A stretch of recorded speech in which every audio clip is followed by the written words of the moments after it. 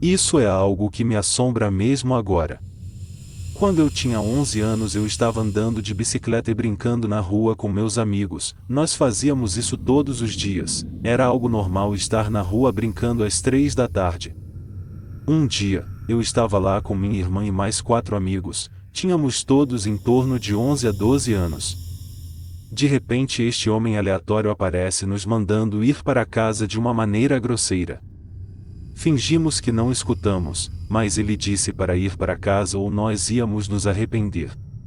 Eu não dei importância a ele naquele momento.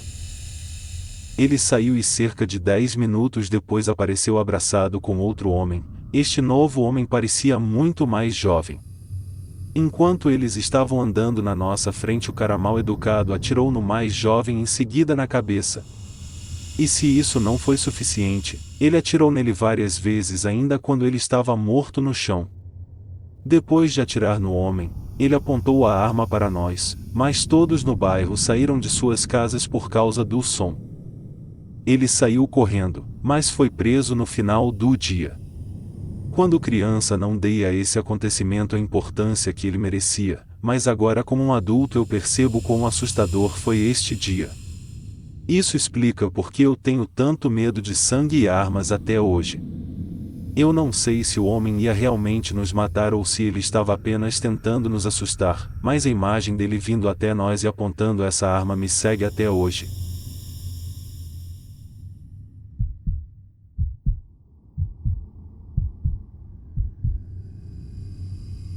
Quando eu tinha 12 anos eu tinha um amigo rico, cuja família tinha um condomínio nas montanhas ao lado de uma famosa estação de esqui.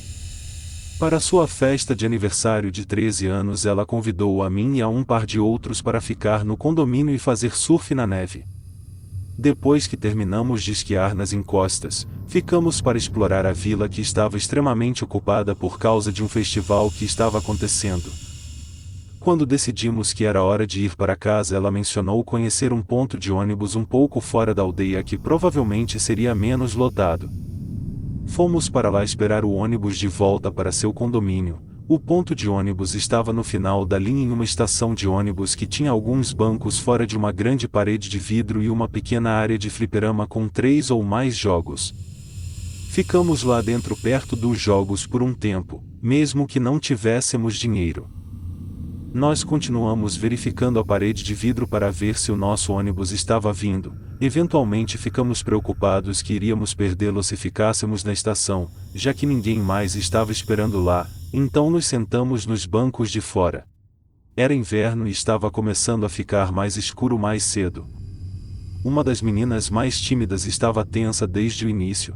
Quando o sol começou a se pôr, ela foi a única que viu um cara próximo. Logo que ela nos avisou, todos nós viramos para olhar para trás, onde um homem branco careca na casa dos 50 ou 60 anos estava agachado atrás da parede de vidro do lado de dentro, mas com as mãos sobre o rosto.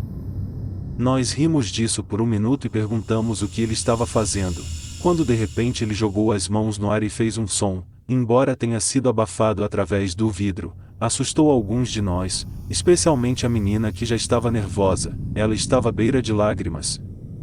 Vimos ele começar a rir antes de cobrir o rosto novamente, ainda agachado atrás de nós. Viramos as costas novamente e sussurramos sobre como ele era estranho, mas a menina nervosa continuou olhando por cima de seu ombro.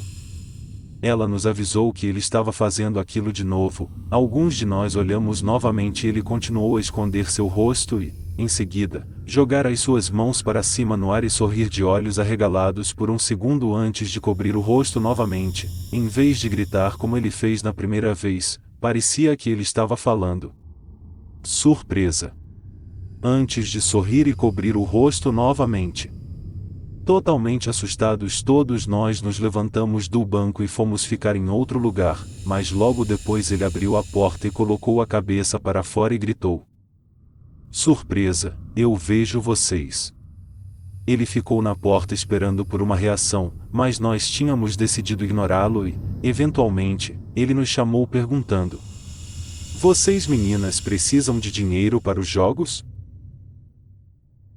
Ele puxou sua carteira e acenou ao redor. Nós continuamos a ignorá-lo e ele gritou novamente: Vocês não gostam de jogos? Nossa amiga nervosa puxou a aniversariante e disse que ela pensava que ela ia mijar nas calças dela de medo, e pediu para nós irmos embora.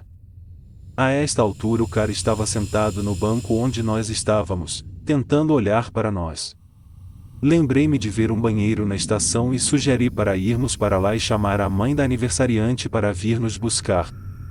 Lá tinha uma porta lateral que levava para a área de fliperama e os banheiros estavam do outro lado do corredor, então fomos ao redor do lado do prédio e nós quatro corremos para o banheiro feminino e nos amontoamos no canto enquanto a aniversariante chamava sua mãe. A mãe dela nos falou para sair da estação e ir esperar na loja e dizer para alguém o que estava acontecendo. Nós empurramos a porta do banheiro e saímos em fila.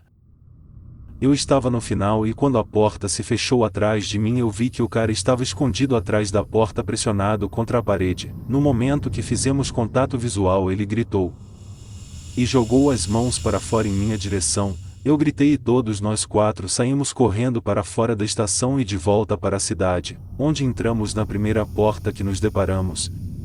Dissemos ao homem que trabalhava lá o que estava acontecendo.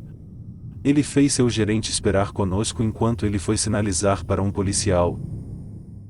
Não demorou muito porque com o festival haviam policiais em todo o lugar.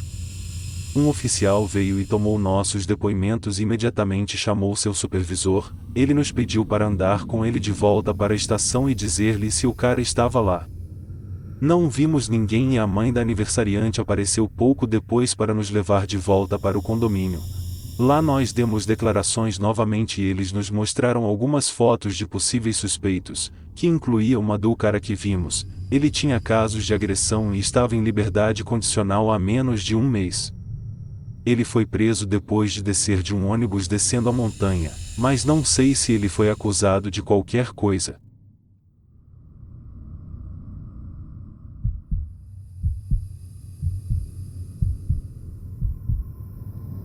Quando eu era mais jovem eu morava em um bairro muito estranho.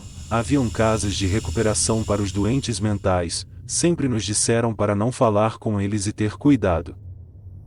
Um dia eu estava andando com minha bicicleta com um amigo, eu estava na quinta série então eu tinha 12 anos, eu finalmente tinha convencido ele a me deixar andar na sua bicicleta, que era muito melhor que a minha, e ele podia andar na minha por um tempo. Eu cheguei ao topo da colina e haviam algumas pessoas na rua, eu ignorei-os e esperei meu amigo subir a colina na minha bicicleta. Um homem se aproximou de mim e me perguntou que horas eram. Eu não respondi nada, ele se aproximou cada vez mais e eventualmente agarrou meu pulso tentando me tirar da bicicleta. Eu começo a gritar e lutar enquanto os caras na rua só riam. Chegando em casa, digo à minha avó o que aconteceu e ela imediatamente chamou a polícia. Um policial chegou e me pediu para andar com ele na quadra que aconteceu isso tudo para ver se eu conseguia identificar o homem. Eu apontei o cara e acabou que ele deveria estar na cadeia por agressão e assassinato, mas sua papelada foi extraviada e ele acabou na casa de recuperação para doentes mentais. Ele foi levado de volta para a cadeia naquele dia.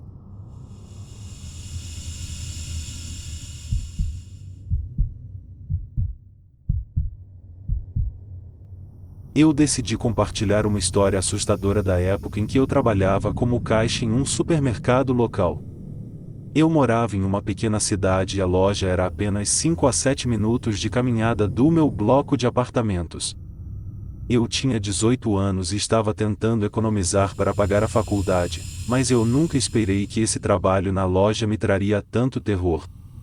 A loja era e ainda está situada em uma parte da cidade cheia de alcoólatras viciados e caras assustadores em geral. Era uma noite quente de verão e eu, como de costume, estava trabalhando no caixa. Eu era geralmente elogiado pelos clientes porque eu era legal com todos e eu gosto de iniciar uma conversa fiada. Eu notei um cara andar pelos corredores de ração e de necessidades pessoais algumas vezes, mas eu não liguei muito. Até que algo assustador começou a acontecer.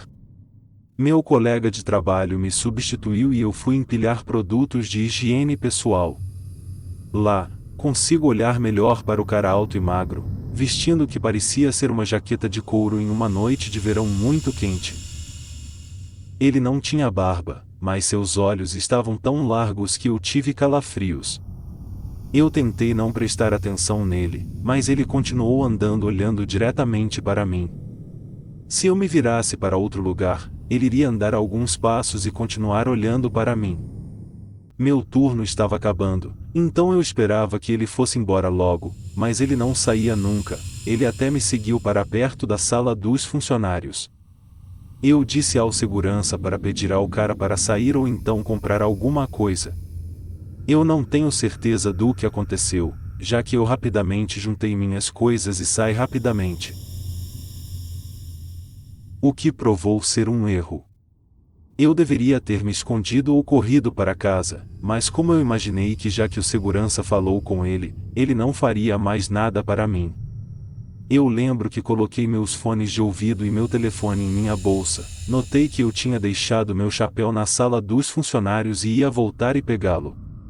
Quando eu o vi novamente, ele estava a cerca de 5 metros de mim parado calmamente apenas olhando em volta. Eu comecei a andar rapidamente, passando por um posto de gasolina, mas ele ainda estava me seguindo. Ele me seguiu por um caminho para o meu apartamento. Neste momento meu coração estava batendo depressa.